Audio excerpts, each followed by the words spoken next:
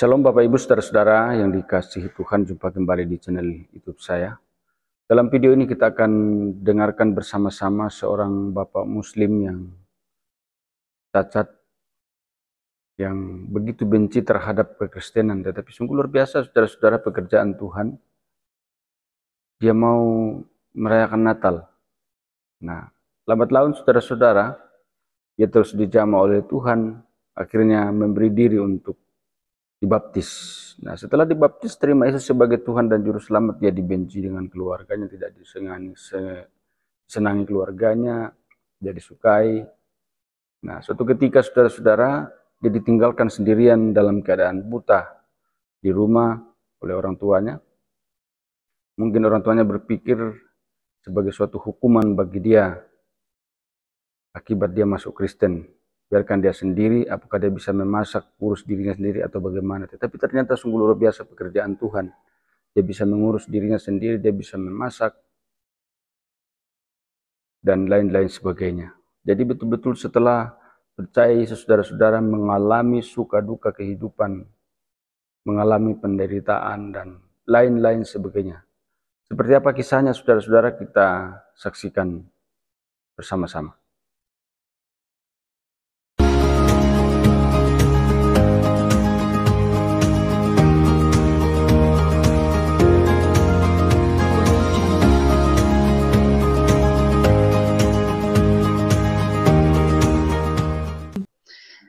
Selamat malam, shalom untuk semua saudara dimanapun berada, baik yang ada di luar pulau semua, khususnya untuk para murtadin. Selamat malam, terima kasih untuk kesempatan malam hari ini yang sudah diberikan buat saya, suatu anugerah yang besar untuk saya bisa menceritakan kebaikan Tuhan.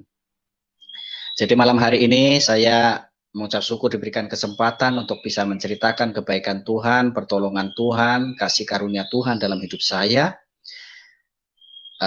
Nama saya Suhirman, saya dari Pulau Jawa. Saya tidak sebutkan tempat tinggal, tapi biarlah nanti dari kesaksian saya rindu untuk semua diberkati. Pada mulanya tahun 2021 akhir, Bapak Ibu ya, saya kecelakaan. Tapi sebelum itu saya menceritakan bahwa saya ini dari Muslim. Assalamualaikum warahmatullahi wabarakatuh untuk semua para murtadin yang sudah kembali kepada jalan Tuhan yang benar. Sewaktu saya menjadi orang Muslim, saya tidak begitu taat, saya tidak begitu setia, tetapi saya ada kerinduan untuk menjadi orang yang taat dan setia di dalam iman. Karena iman terdahulu saya diajarkan untuk saya bisa melakukan ya yang namanya kewajiban sebagai orang Muslim, dan saya belum tergerak waktu itu. Tetapi setelah saya mengalami perubahan di dalam paradigma pemikiran orang banyak, saya ingin berubah menjadi lebih baik. Tepatnya saya dulu orang pernah untuk ngaji di suatu pengajian, dan di situ banyak ditanamkan doktrin dari saya, guru-guru ngaji saya, bahwa kehidupan atau sebagai orang iman, orang yang percaya itu seperti ini. Dan waktu itu saya belum begitu respon. Pada tepatnya tahun 2001 itu tadi, saya kecelakaan, saudara. Saya kena percikan batu, mata saya yang satu, dan saya tidak obatkan karena sesuatu hal begitu ya. Begitu saya tidak obatkan, ada 1 minggu, 2 minggu, sampai hampir 1 bulan, mata saya tidak sembuh. Artinya dari rasa sakit tidak hilang. Setelah sudah cukup lama tidak sembuh, baru saya berusaha bagaimana caranya berobat, tapi karena tergendala untuk dana waktu itu, jadi saya hanya mengikuti saran orang tua atau keluarga, yaitu berobat ke tempat-tempat orang pinter, paranormal, dukun di desa, maupun sampai ke Kalimantan waktu itu, saudara, sampai ke Banten, sampai ke Jakarta. Dengan jeripaya saya, dengan ikhtiar saya, kerinduan saya untuk kembali sembuh, dan dorongan oleh saudara-saudara saya, mereka untuk berusaha membantu sebisa mungkin, saya mengikutinya, saudara. Dengan cara seperti itu, karena keyakinan saya dulu itu tidaklah terlalu ditekankan bahwa itu tidak boleh atau tidak berkenan di hadapan Tuhan.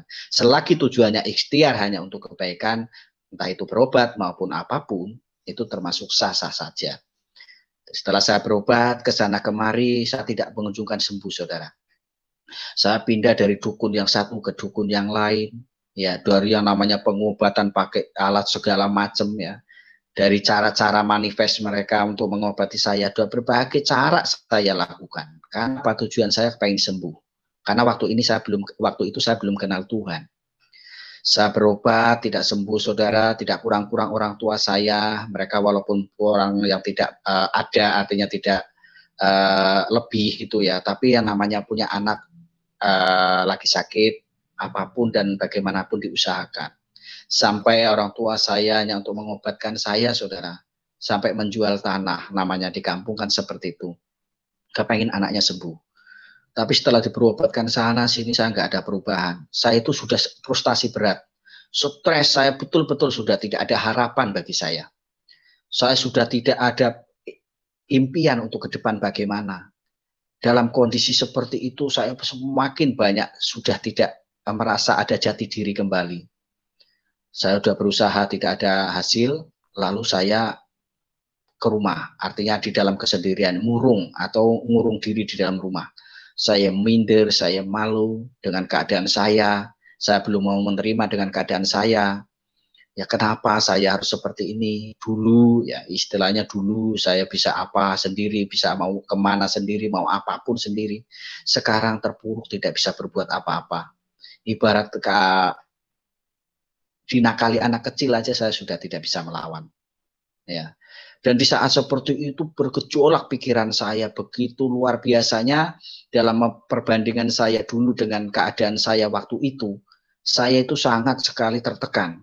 Sehingga harapan masa depan saya itu sudah tidak ada lagi dalam kehidupan ini. Sehingga pikiran saya hanya mati dan bunuh diri. Itu tujuan saya. Karena banyak pertimbangan di dalam pikiran. Antara pikiran dan logika saya itu berperang.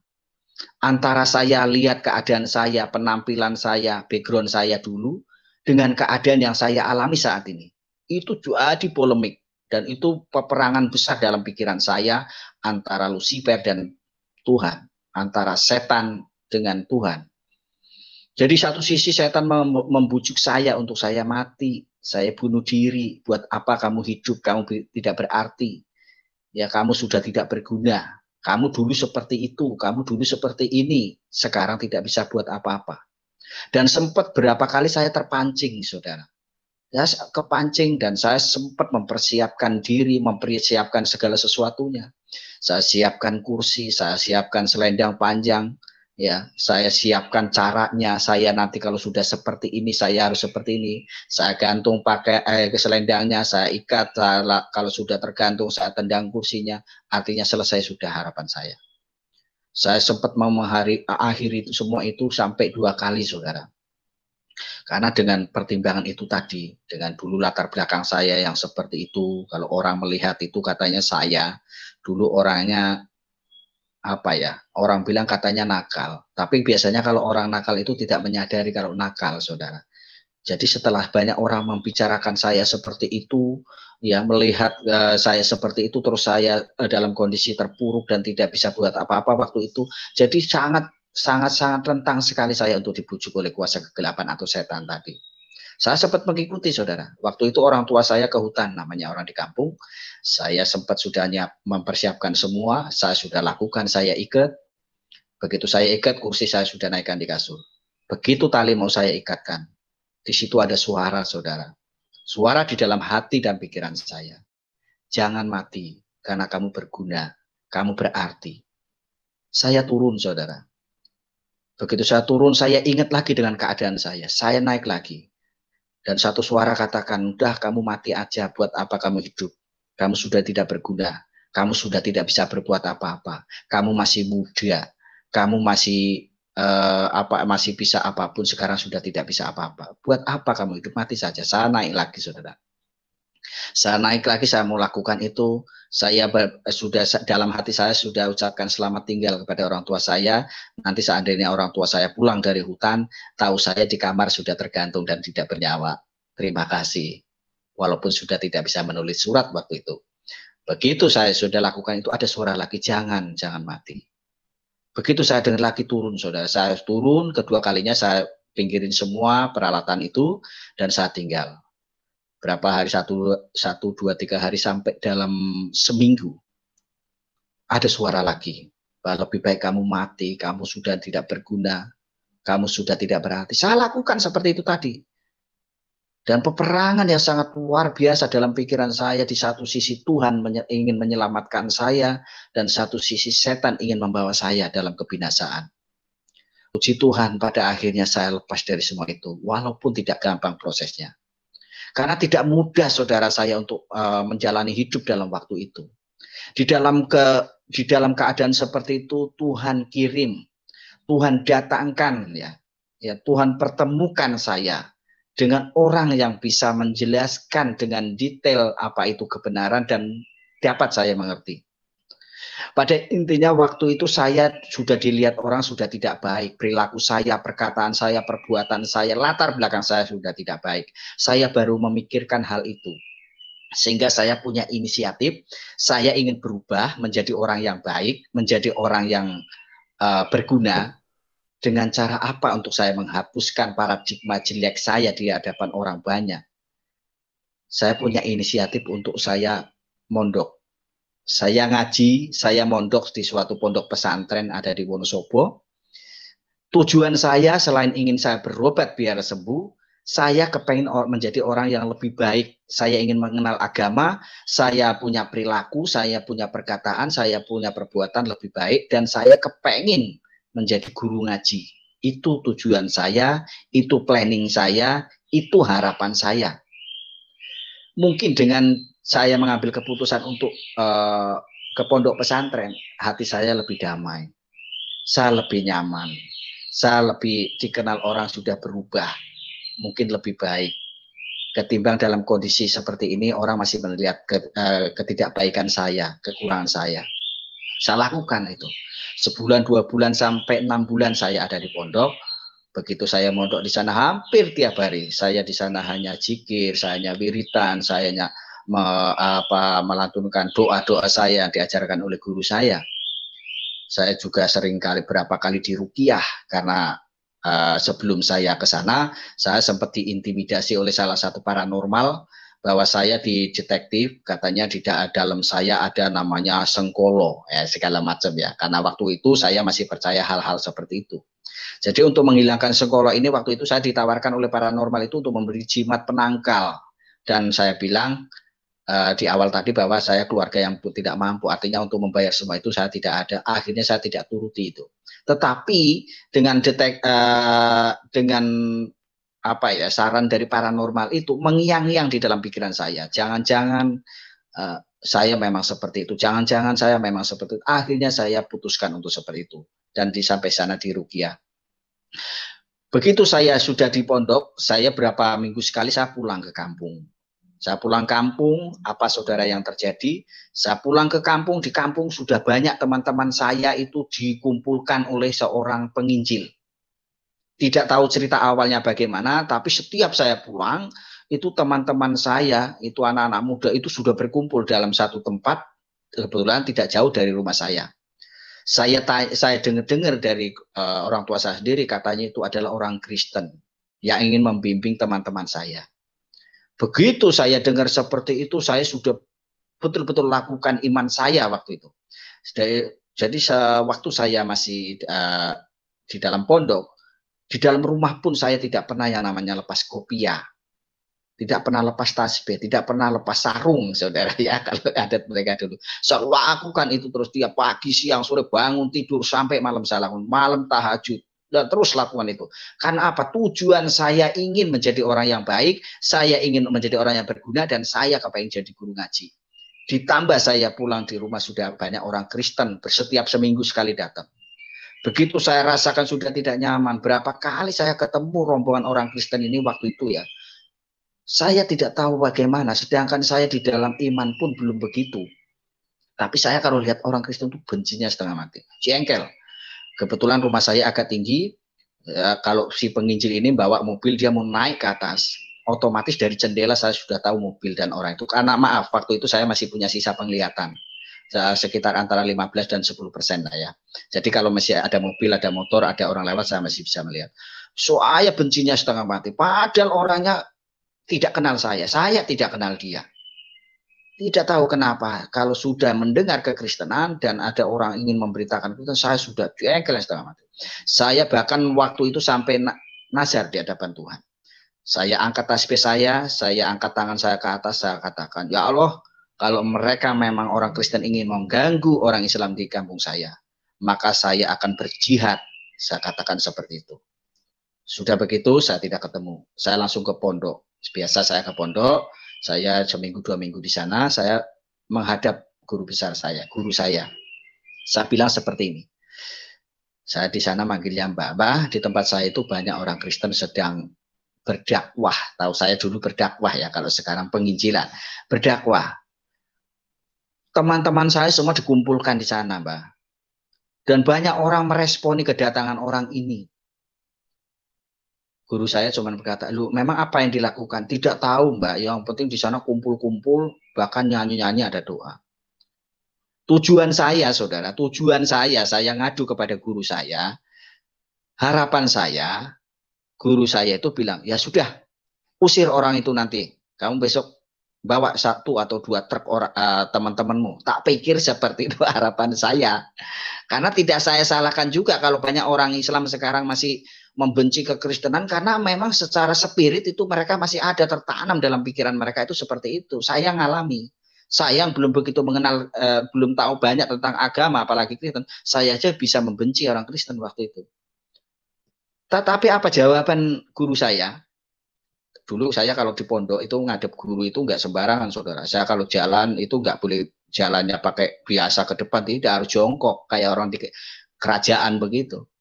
Nanti kalau mau keluar mundur harus juga ke belakang, tidak boleh pantatnya ke belakang itu balik, itu tidak seperti itu. Guru saya bilang gini, lu nggak apa-apa toh, nggak apa-apa kan, orang Kristen setahu baik kok. Dia bilang gitu, saudara. Itu peperangan cukup saya nggak terima dengan jawaban guru saya. Kenapa jawabnya katanya setahu saya orang Kristen baik, begitu. Padahal harapan saya sudah nanti besok kamu ke sana, pulang bawa 1 atau 2 truk. Nah, tak pikir seperti itu. Saya mau berjihad, saudara. Tapi apa yang saya dapatkan jawaban itu membuat peperangan saya. Saya langsung naik ke lantai 2. Saya di situ berpikir terus. Akhirnya saya punya inisiatif sendiri. Saya mau, karena waktu itu penginjil ini kalau datang ke sana ingin berapa kali sebenarnya mau ketemu saya, mau mencari saya, tapi saya tidak pernah mau ketemu. Mungkin dia mau diskusikah, mungkin dia mau mengajak saya kah. Yang terakhir beliau ini mengundang saya untuk saya menghadiri acara Natal di kampung saya. Saya tidak mau. Begitu saya merenungkan sekian hari di dalam pondok, saya pas pulang kampung, pas akan diadakan acara Natal oleh si penginjil dan rombongannya waktu itu. Beliau tetap tidak putus asa mencari saya. Akhirnya saya membuka diri, saya mau ditemui. Beliau cuma katakan, tolong ya besok datang ke tempat acara saya. Di sana mau ada makan-makan, begitu katanya ya. Padahal saya tahu kalau mau Natalan. Oke, besok saya datang. Tapi dengan catatan saya waktu itu kan. Dengan catatan, nanti saya di sana mau mengikuti, tapi saya cuma mau ikut makan-makan ya. Saya tidak mau dibaptis, saya tidak mau dijadikan orang Kristen. Setelah nanti acara selesai, makan-makan, nanti anak-anak beli rokok ya. Biasa seperti itu. Hal biasa kalau di kampung itu istilahnya malakin itu ya. Si ibu ini bilang, oke, bisa nanti ya. Seperti itu, saudara. Betul, saya datang ke dalam itu, saya lepas sarung, saya lepas tasbih, saya lepas kopiah, tapi saya tetap memakai topi. Ya, topi karena hukumnya walaupun sunnah tapi paling enggak menutup lah ya. Saya datang ke sana. Saya dengerin pendetanya khotbah begini-gini tentang juru selamat. Saya ingat ya, waktu pendetanya katakan juru selamat yang akan datang kedua namanya siapa? Dia bilang Yesus, artinya dia mau bilang Yesus. Saya katakan nyeletuk Allah, begitu kan ya. Karena saya belum mau terima kalau Tuhan itu Yesus namanya. Tapi pendeta ini cukup ya, amin. Seperti itu, artinya hanya untuk biar tidak ada perdebatan, saya waktu itu menyadarinya. Selesai, sudah kita makan-makan nasi dus gitu ya. Kalau orang kampung kan senang kalau suruh makan-makan begitu. Kita makan-makan, sudah makan, semua udah selesai, semua tamu orang-orang tua sudah pada pulang. Nah, saya bersama teman-teman yang tinggal di situ. Saya temuin si ibu itu, saya deketin, Bu, nih anak-anak sudah makan. Kami minta duit buat beli rokok. Dikasih saudara waktu itu.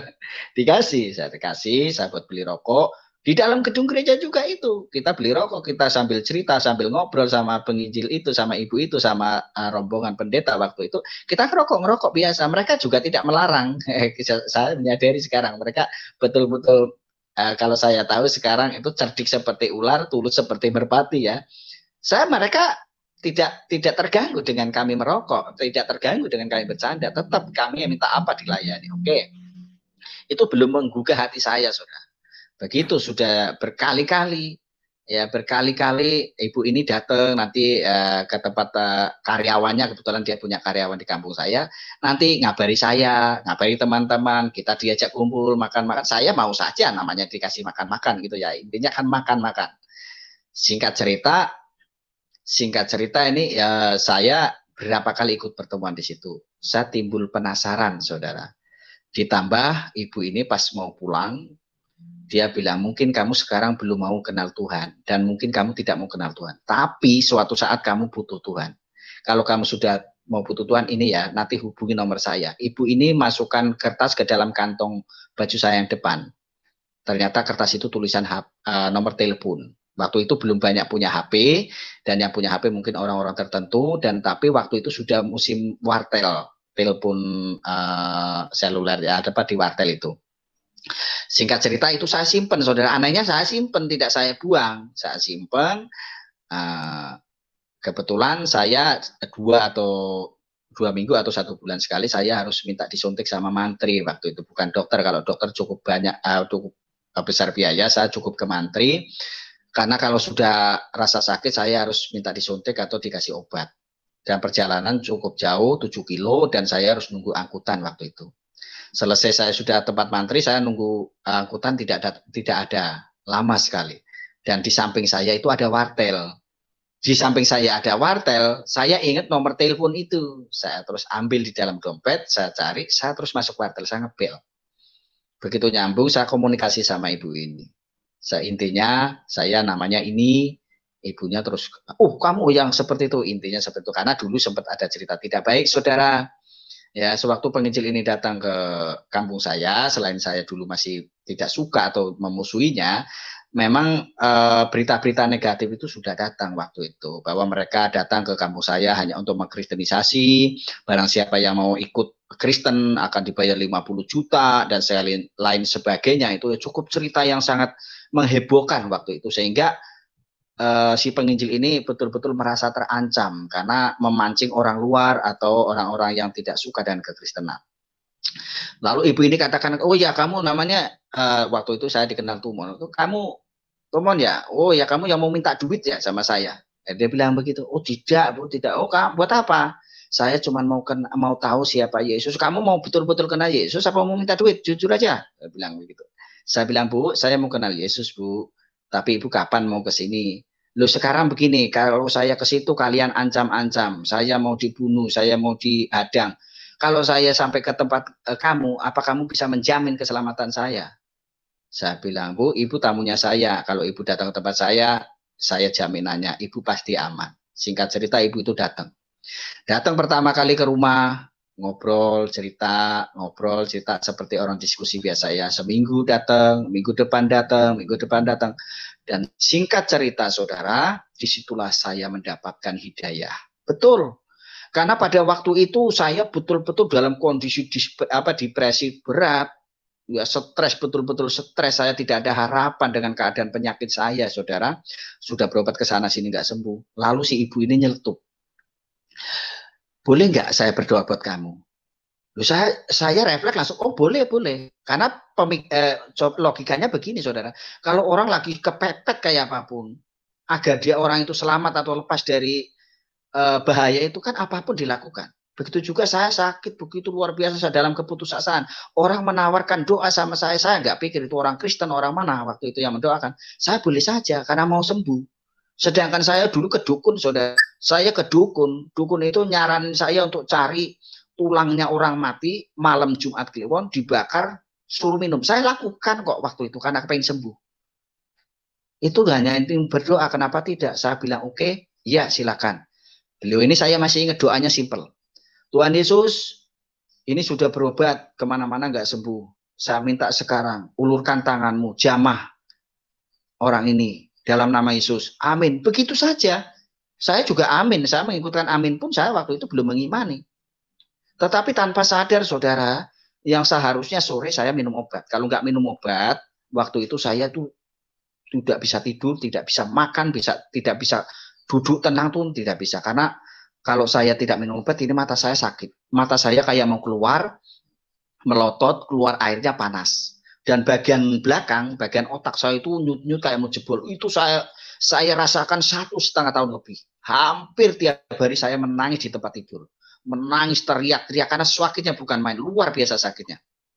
Dan saya waktu itu dalam keadaan seperti itu tidak berpikir harga diri saya lagi, saudara. Nggak berpikir siapa saya lagi, saya nggak bisa jaga image saya lagi.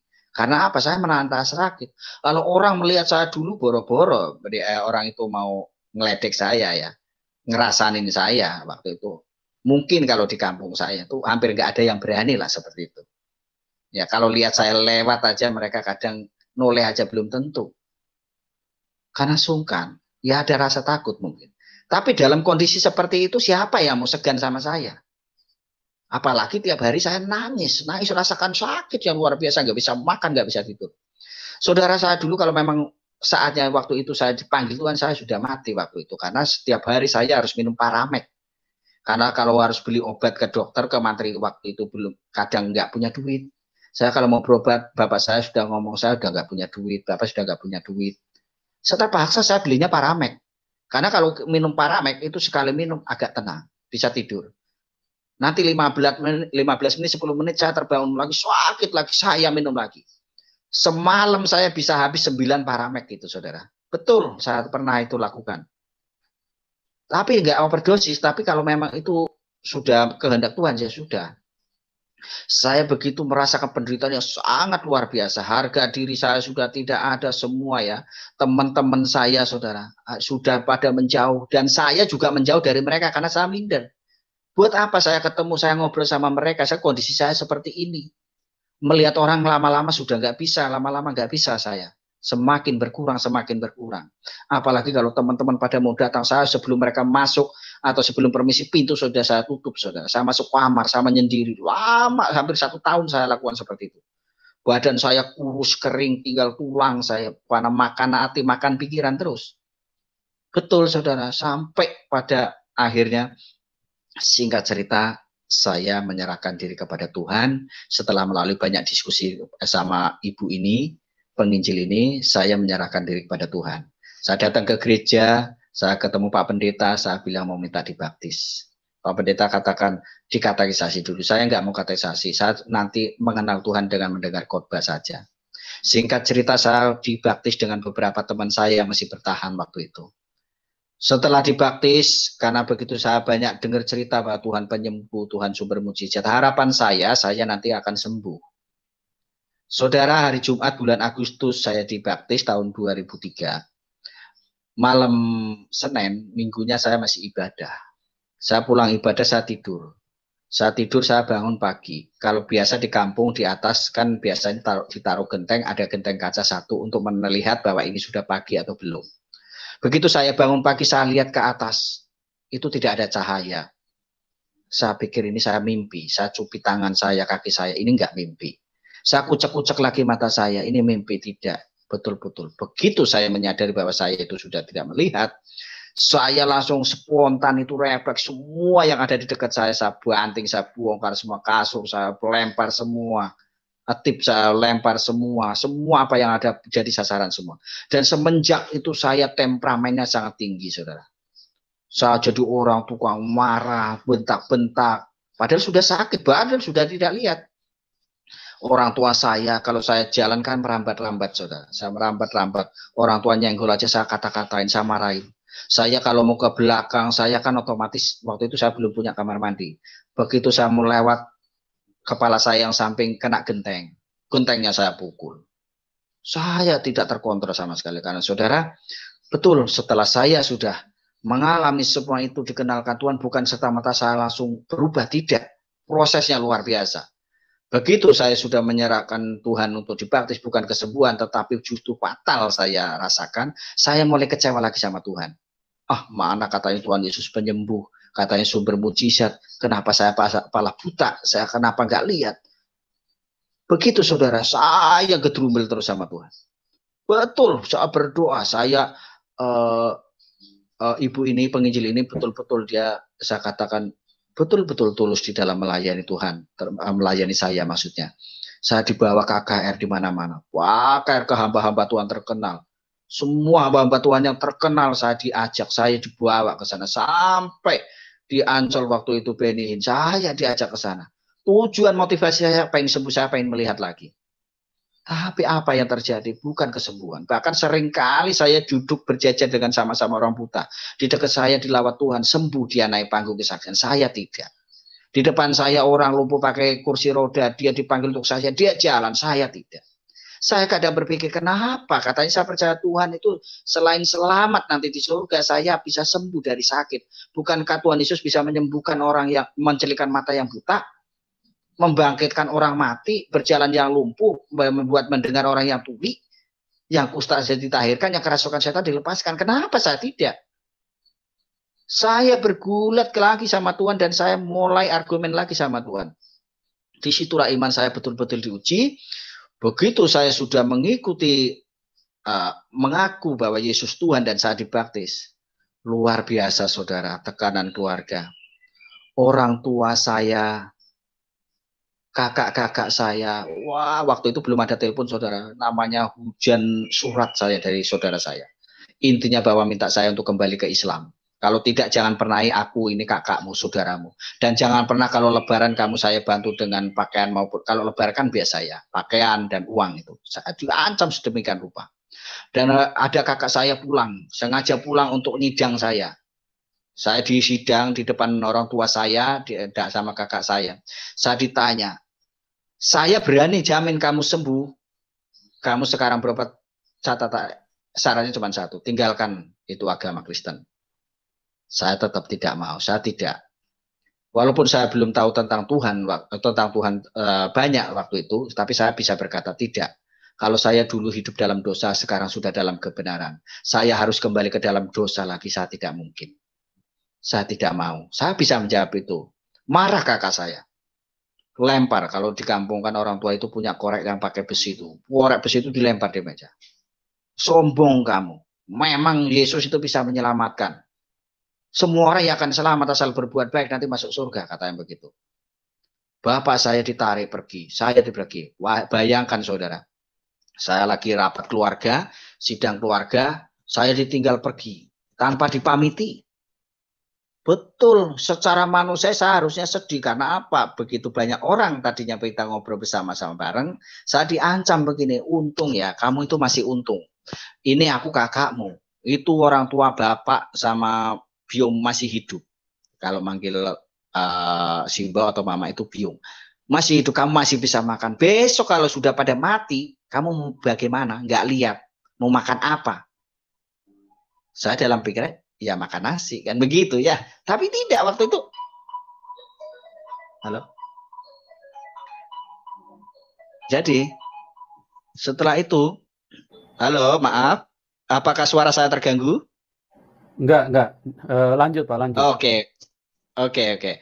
Jadi singkat cerita saya dimusuhi dan saya katakan tidak. Saya ditinggal oleh keluarga saya. Saya ibarat gini Bapak Ibu, maaf, saya ibarat monyet nggak dikasih pisang. Sudah nggak lihat, saya ngobrol sama siapa, saya tinggal pergi kemana, saya nggak tahu. Dan lebih parahnya, paginya saya bangun tidur sudah tidak ada orang di rumah saudara. Betul, kemana? Ternyata kemana? Orang tua saya dibawa kakak saya ke Jakarta. Saya tidak dipamiti, saya tidak ditinggali duit. Tapi saya tidak marah. Jujur, saya dulu orangnya pemarah, temperamen itu, tapi waktu diperlakukan itu saya tidak marah. Betul, saya tidak marah, saya tidak takut nanti makan apa, tidak. Begitu saya menyadari tidak ada orang tua, kakak saya sudah berangkat, semua saya tidak pamiti, saya sudah biasa aja. Sehari 2 hari saya lakukan begitu, 2 harinya saya mulai masak sendiri. Saya bangun pagi-pagi jam 4, saya rasik bumbu, masak begini-gini, udah masak matang, saya tinggal tidur. Saya lakukan selama 2 bulan lebih, saya ditinggal oleh orang tua saya.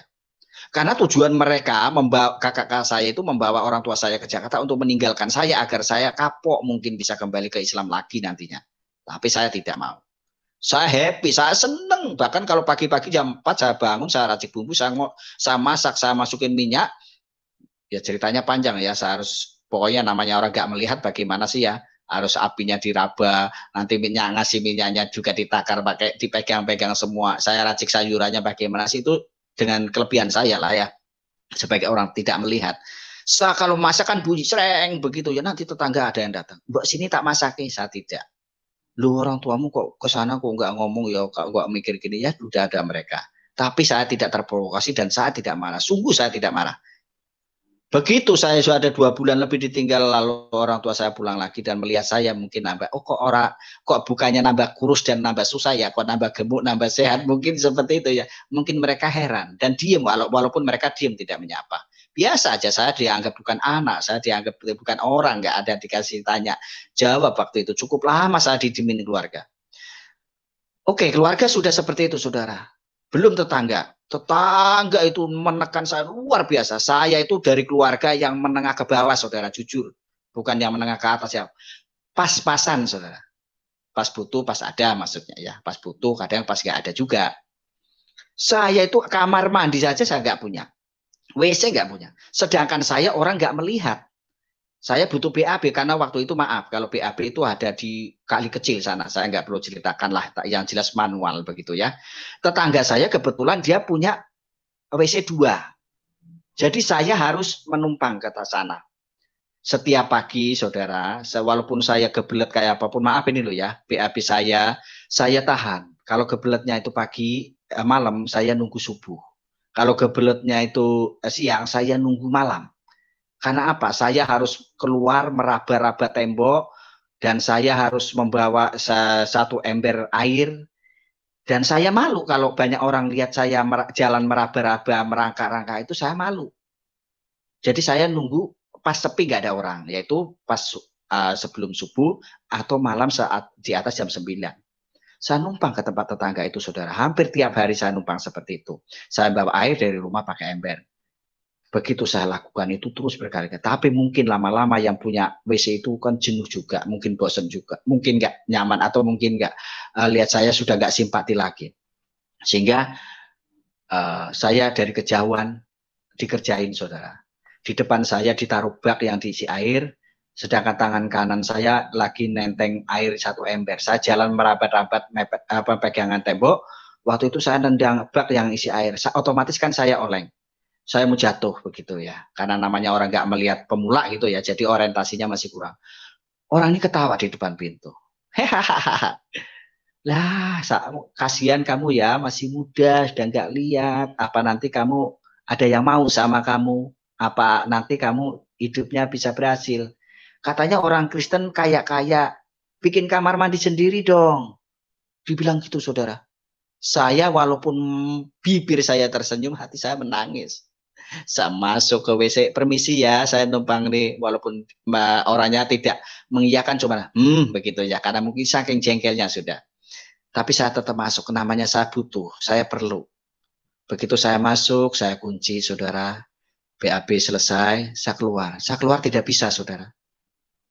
Saya keluar cukup lama, tak obrek-obrek, padahal kunci dalam sudah tak buka, tapi kok nggak bisa keluar. Begitu, kebetulan itu tutupnya kan pakai fiber agak bisa agak lentur gitu ya. Lama-lama saya punya pikir, udah saya jari saya tak keluarin, saya pegang. Ternyata saya dikunci dari luar. Saya buka, saya keluar, orangnya di depan pintu. Makanya bikin kamar mandi sendiri begitu, saudara. Begitu hancur hati saya, remuk hati saya. Bukan main, luar biasa. Begitu saya pulang, saya nangis, saudara. Saya orangnya dulu paling jarang nangis, bahkan mungkin nggak pernah nangis saya ya. Tapi setelah saya kenal Tuhan, saya terima Tuhan, mungkin waktu itu katakan lahir barulah, saya sering mengalami yang namanya kelembutan hati ya. Saya nangis, saudara. Saya nangis, saya masuk kamar, saya berlutut. Tuhan Yesus katanya kamu Tuhan, kamu Allah yang hidup.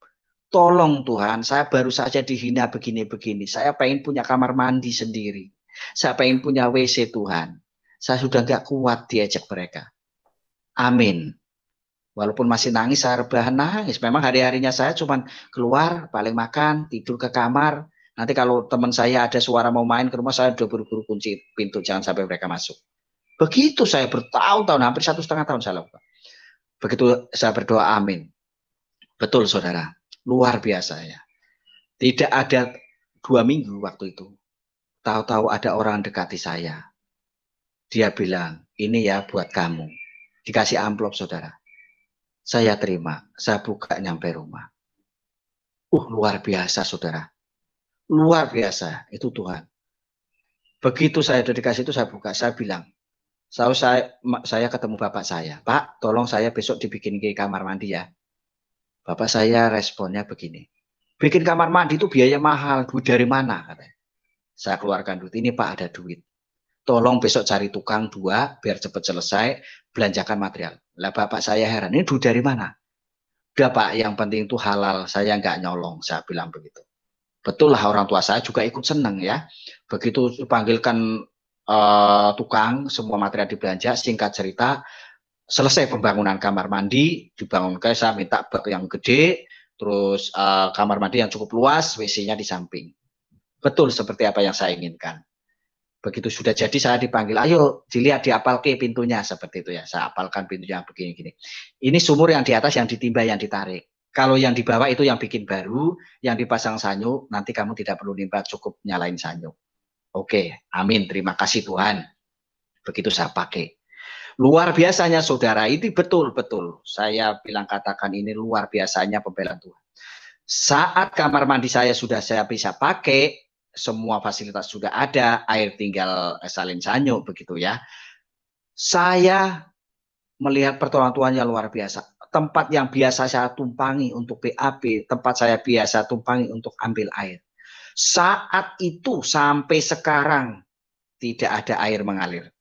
Padahal di situ dulu penampungan air dari mata air. Hampir orang satu RT ngambil air di situ semua. Kalau orang kampung namanya kulah atau tempat penampungan air. Seketika itu tidak mengalir. Sampai sekarang. Saya berani buktikan ada tempat saya sana. Dan lama-kelamaan mereka mungkin berpikir, kenapa ini ya? Kenapa kok bisa seperti ini? Akhirnya saya mendengar yang punya rumah itu, dia sudah kebingungan soal air. Akhirnya dia nimba ke tempat saya, saudara. Mau nggak mau yang punya sumur yang baru itu tempat saya, yang bikinan itu. Dia hampir pagi sebelum ada orang pada nimba ngerek itu gitu ya, dia sudah terlebih dahulu. Berjalan waktu cukup lama, baru orang tua saya menyadari. Dan dia bilang, Kailu, orang itu yang dulu menghina kamu, yang mengejek kamu, yang pernah ngerjain kamu, sekarang nimba air itu terus. Apa air, perlu itu sumurnya tak tutup aja, biar orangnya kapok. Itu orang tua saya begitu. Saya katakan, tidak Pak, jangan. Biarin jadi berkat, saya bilang gitu waktu itu. Betul memang nggak jadi ditimbun oleh orang tua saya, akhirnya betul air itu, sumur itu jadi berkat bagi tetangga. Karena musim kemarau pun nggak pernah surut. Begitu sudah berjalan lama, mungkin ini lama-lama orang nggak enak juga karena pernah memperlakukan saya seperti itu. Dia bikin bor, saudara, ngebor air. Ngebor air, satu bor di belakang, keluar apa kelihatan airnya, pralon sudah dipasang, masuk ke dalam, tapi disedot tidak naik ke atas. Dia pindah, penasaran lagi, tukangnya pindah ke samping rumah. Begitu di samping rumah, air banyak, pralon sudah masuk ke dalam, disedot tidak mau keluar. Dia pindah ke depan rumah. Dia sedot air ada, pralon sudah masuk, disedot nggak mau keluar. Setelah 3 tempat dari satu lokasi, satu rumah itu sudah digali semua, ada keanehan, tukangnya iseng-iseng mampir ke tempat saya, ngobrol. Aneh ya, itu sudah ada airnya, pralon sudah kepasang, tinggal nyedot aja kok nggak mau keluar ya. Apa sanyunya rusak ya? Sanyu diganti tetap tidak bisa. Akhirnya dengan mungkin terpaksa orang ini lagi nanya ke tempat saya, ke bapak saya. Pak, tolong itu sumur yang dulu dipakai, disedot pakai. Kebetulan saya punya sumur yang dulu disedot terus lama nggak kepake. Tak pakai ya, tak sedot karena sumur nggak keluar. Bapak saya bilang itu nanya sama Herman begitu ya. Boleh enggak? Dia nanya, boleh enggak? Saya bilang boleh, silakan. Dipasanglah ke sana. pasang pralon, pasang sanyo, disedot, nggak bisa keluar, saudara. Padahal itu dipakai keluarga saya itu berpuluh-puluh tahun, ya nggak ada masalah. Dan itu saya lihat begitu Tuhan luar biasa. Semenjak itulah saya makin kuat lagi iman saya. Kuat, sangat kuat. Karena pertolongan Tuhan terus-menerus ada dalam kehidupan saya. Begitu proses tidak selesai, saudara. Saya saking yakinnya, saking menyala-nyalanya iman saya semangat sekali. Waktu itu saya hari-harinya, walaupun penglihatan saya sudah mulai berkurang, saya berjalan tiap hari, saudara. Saya jalan, kalau setahu saya sekarang mungkin nginjil namanya, penginjilan namanya. Kalau dulu saya maunya cerita gitu aja ya. Saya main ke guru ngaji saya main ke teman-teman sekolah saya cerita tentang Yesus, saya cerita, pokoknya tidak pernah mau diem mulut saya. Di mana-mana saya cerita, walaupun saya seringkali pulang kalau kesorean, otomatis kalau sore saya sudah tidak bisa melihat jalan ya. Seringkali nabrak batu, seringkali kena jelogangan lubang, saya jatuh begitu ya. Sering banget seperti itu. Tapi ya tidak sedih dan tidak malu, sukacita saya itu. Dan juga saya di sana ceritanya dulu apa ya, pesuruh lah, kalau saya bilang pimpinan tidak ya, pesuruh. Saya dulu kalau pengen rokok apa, saya mau pengen beli minuman keras gitu, saya tinggal suruh anak-anak di situ. Ya suruh nyegat mobil, truk mobil ya, ambil. Kalau tidak mau mereka saya tempeleng, saya tendiang, saya cubit perutnya gitu ya. Saya lakukan itu, memang saya begitu dulu di sana. Tapi semenjak saya dalam kondisi seperti itu, saya mengikut Tuhan, saya penglihatan semakin kurang. Apa yang terjadi, saudara? Saya kalau baru jalan dari ke tempat teman atau saudara baru cerita tentang Yesus, nanti wah ya teman-teman saya pada nongkrong di pinggir jalan, di jembatan itu, udah bilangnya apa, saudara? Kalau dulu boro-boro ada yang berani ya, bilangnya begini, si buta itu dari mana? Si buta gua hantu dari mana? Ada yang bilang begitu, saudara. Apa saya senyum? Saya senyum, tapi hati saya hancur, saudara. Betul. Wah, kalau dulu waktu masih saya melihat boro-boro ada yang berani ngomong gitu saat tempeleng. Betul, yakin saya nggak ada yang berani. Tapi semenjak saya seperti itu, kenapa mereka berani ngomong si buta, si remek itu kalau Jawa, kalau bahasa Indonesia itu buta ya. Ngecek saya bukan karu-karuan. Kalau dulu ya bisa ngomong kayak gitu, saya deketin pasti habis lah. Tapi itulah, saya pulang, saudara. Pulang masuk ke kamar, saya nangis lagi. Tuhan, katanya kok Yesus Tuhan, saya tinggal dulu minta doa. Kamar mandi sudah ada, saya mintanya doa apa, saudara? Saya pengen sembuh, saya pengen lihat lagi, saudara. Coba kalau nanti saya lihat, saya akan paranin anak itu, saya tempeleng. Begitu doa saya, saudara. Ya mungkin gak dijawab Tuhan ya. Betul. Akhirnya, aduh Tuhan, betul-betul begitu luar biasa yang namanya firman Tuhan katakan, di saat engkau sedang ditinggikan, sesungguhnya engkau sedang direndahkan. Tetapi sesungguhnya saat engkau direndahkan oleh manusia, maka engkau sedang ditinggikan Tuhan. Itu terjadi, saya alami, saudara. Dan apa yang disampaikan oleh Pak Yusuf tadi itu sangat mengena ke saya, karena itu memang firman pertobatan saya, saudara. Di dalam Matius 28 itu tadi. Makanya saya heran, ini Pak Yusuf kok bisa menceritakan cukup lama tentang barang siapa yang letih lesu berbeban datang kepada, itu saya, saudara.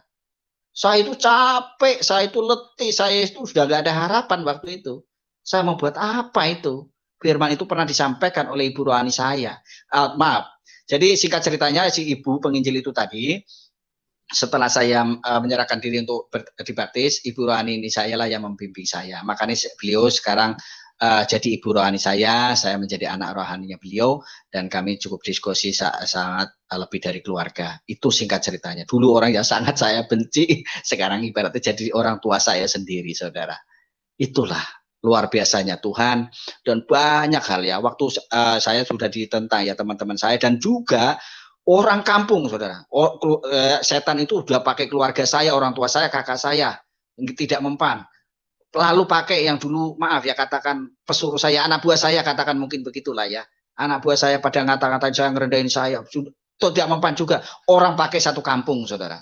Saya sempat mau diusir di kampung, saya sempat mau diungsikan dengan iming-iming saya mau ditaruh ke pondok pesantren, dan pasti nanti kamu sembuh, bisa melihat, dengan catatan tinggalkan agamamu, Kristenmu, dan semua biaya pondok ditanggung oleh desa, kebutuhanmu ditanggung. Waktu itu saya begitu, saudara, diiming-imingi. Dan ini saya bawain satu air dari Pak Yai, tolong kamu minum. Saya dibawain air yang sudah dijumpa Jambi sama dukun, sama kiai itu, saudara. Nggak tahu, mungkin maksudnya biar hati saya luluh atau bagaimana ya. Tapi respon saya waktu itu, maaf ya, waktu itu yang datang ke rumah saya itu ketua Karang Tarunanya. Mungkin tujuannya karena sudah kerjasama ya. Terus saya bilang, maaf ya, kalau dulu saya percaya hal-hal seperti itu. Saya dulu saya yakin hal-hal seperti itu. Tapi kalau sekarang iman saya, agama saya tidak memperbolehkan. Mohon maaf ya, saya bilang begitu. Marah. Itu air yang ditaruh plastik ditaruh deket gelas, dikasih minum sama orang tua saya, minumnya digedokin di meja. Sembarangan sekali. Dulu kalau berani gedokin kayak gue habis. Kenapa kondisi seperti ini semakin banyak orang berani? Itu pikiran saya, saudara. Saya tolak betul. Tidak mempan juga orang setan pakai keluarga saya kembali. Orang tua saya, ya bapak sama biung saya atau simbok saya itu hampir tiap hari itu nangis, saudara. Nangis terus tiap hari. Intinya saya minta disuruh kembali ke Islam. Karena orang tua saya malu sama orang kampung, diomongin kalau kemana-mana ngomongin saya semua jadi Kristen, sudah nggak melihat jadi Kristen nanti mati mau di mana, nggak boleh dikubur kampung saya. Seperti itu cerita-ceritanya, pokoknya nggak enak-enak. Jadi orang tua saya itu sangat takut, sangat malu dan sangat-sangat tertekan. Ya, hampir tiap hari merengek-rengek saya untuk kembali ke Islam. Saya katakan, Pak Biong, begitu ya, saya dulu hidup saya tidak benar, saya rusak, saya tidak punya etika, saya tidak kenal sopan santun. Sekarang saya sudah kenal kebenaran, sudah tahu kebenaran, hidup dalam kebenaran, saya sudah tahu kebaikan, saya sudah berubah perkataan maupun perilaku saya. Saya itu semua diubah oleh Tuhan Yesus. Saya tidak mau kembali lagi ke dalam gubangan lagi. Kembali ke kehidupan yang tidak baik seperti dulu. Saya bisa bilang begitu waktu itu. Akhirnya orang tua lama-lama sudah tidak pernah mungkin. Lama-lama begitu ya, saudara. Apa yang terjadi? Singkat ceritanya, orang-orang yang dulu memusuhi saya, orang tua, kakak, saudara, teman-teman saya, semua sekarang berubah 180 derajat. Orang tua saya menjadi baik ke saya, kakak-kakak saya menjadi baik, teman-teman saya menjadi baik. Ya, kalau saya pulang dari gereja, saya pulang ke rumah, teman-teman saya sudah banyak lagi yang pada main. Jadi luar biasa. Karena apa yang terjadi waktu itu hanya untuk uji iman saya. Seandainya saya dulu menyerah dengan coba ujian itu, tekanan itu, mungkin saya tidak menjadi Suherman sekarang. Mungkin saya kalau dulu menolak Tuhan, menentang Tuhan, mungkin saya tidak menjadi Suherman sekarang. Mungkin saya ada di kereta, mungkin ada di bis, tangan yang selalu terulur. Mungkin begitu, saudara. Tetapi itulah luar biasanya Tuhan. Sehingga saya diluputkan dari semua itu. Ya, saya menjadi seperti ini. Itu semua karena Tuhan, saudara. Sehingga saya kalau melihat anak-anak sekarang ya, angkatan saya mau adik-adik angkatan saya sekarang, mereka masih, maaf ya katakan, masih pecicilan, masih sok jago, sok gaya. Saya dalam hati maupun pernah sering saya katakan, kamu belum tahu ya namanya kalau sudah ditangkap Tuhan ya. Belum ngerasain. Nanti kalau ngerasa penyesalan di belakang, saya katakan seperti itu, saudara. Betul, karena apa? Saya sudah ngalami, mereka belum ngalami. Kalau sampai sekarang banyak orang menentang Tuhan, merendahkan Tuhan, meremehkan, belum mereka. Belum dijamah Tuhan. Bukan mereka yang cari Tuhan, kok Tuhan yang cari mereka. Artinya mereka belum dapat kasih karunia, belum. Suka-sukamu sekarang mau seperti itu, tapi nanti kalau sudah ditangkap Tuhan, kamu itu ya seperti ular yang dipegang ekornya, tidak bisa buat apa-apa. Kadang saya begitu, apalagi kalau saya mendengar banyak-banyak ya dari saudara-saudara saya Muslim itu ya. Oh, maaf saya katakan, gayanya kayak sok benar sendiri itu, kalian belum ngerasa ya namanya kasih karunia Tuhan itu sendiri. Kalian baru dikuasai oleh roh agama ini saja. Betul, roh agama itu yang melingkupi kalian, bukan karena kalian itu belum terbuka hatinya untuk Tuhan. Tapi kalau waktunya Tuhan sudah lawat kalian, baru ngerasa loh. Betul, baru sadar nanti. Mungkin seperti itu sebagian kesaksian. Dan juga ada yang saya tambahkan, waktu saya sudah ditekan keluarga, tetangga, teman-teman semua. Tidak juga gini, saudara. Waktu itu cukup banyak yang mengikuti dalam pembinaan ya. Dan cukup banyak. Dan begitu juga setan tidak mau diam. Hampir tiap malam saya bersama teman-teman diintimidasi oleh orang-orang mereka. Kalau malam datang ke rumah sampai 2-3 orang, hampir tiap malam itu. Tujuannya apa? Tujuannya untuk bisa kami ini, termasuk saya, untuk kembali ke Muslim lagi. Mereka menakut-nakuti saya. Di satu orang, yang satu hanya berdoa, yang satu apalah itu, yang satu ceramah ke saya. Begitu hampir tiap malam. Saya dibilang nanti kalau kamu masih mempertahankan iman Kristenmu, nanti kamu kalau mati nggak boleh dikubur di sini. Nanti kalau mati nggak ada yang mau ngurusin. Memang apa urusannya? Kalau saya mati nggak ada yang ngurusin. Saya jadi bangkai, saya bau, siapa yang repot? Saya waktu itu bisa jawab seperti itu, walaupun saya belum bisa bercerita tentang Tuhan. Tapi hati saya tidak bisa dibohongi, saudara. Kalau saya ini sudah, Roh Kudus ini sudah benar-benar memberikan sukacita yang luar biasa dalam kehidupan saya. Luar biasa, sampai spanduk dipasang. Satu kampung, saudara, satu kampung ada 9 spanduk dipasang. Bayangin, saudara. Dari kadrun-kadrun itu. Dia bilang, tolak kekristenan yang membuat dunia yang membuat kenistaan dunia akhirat. Berantas usir kekristenan. Bilangnya begitu. Tetapi mereka masang spanduk di atas itu. Di bawahnya buat hajatan, pesta miras, apa ya, goblok juga. Begitu pikir saya. Waktu itu betul-betul. Intinya kami semua itu ditekan keluarga. Saya yang percaya Tuhan, tapi dampak keluarga semua dampak. Orang tua saya sudah cukup lama, nggak berani keluar juga, malu. Tapi itulah pembelaan Tuhan. Luar biasanya Tuhan. Ya kalau dulu saya mungkin menyerah dengan ujian iman seperti itu, mungkin saya tidak jadi seperti ini sekarang. Tapi apa yang dirancangan Tuhan adalah rancangan damai sejahtera, bukan rancangan kecelakaan. Itu yang saya alami. Karena waktu itu dalam keputusasaan saya, seperti Pak Yusuf tadi katakan di Matius 28 itu, tadi itu yang menjadi motivasi saya. Saya sudah capek, saya sudah letih, saya sudah pokoknya sudah tidak ada mau kepada siapa. Orang tua bukan orang tua kaya. Saudara saya bukan saudara-saudara yang kaya-kaya.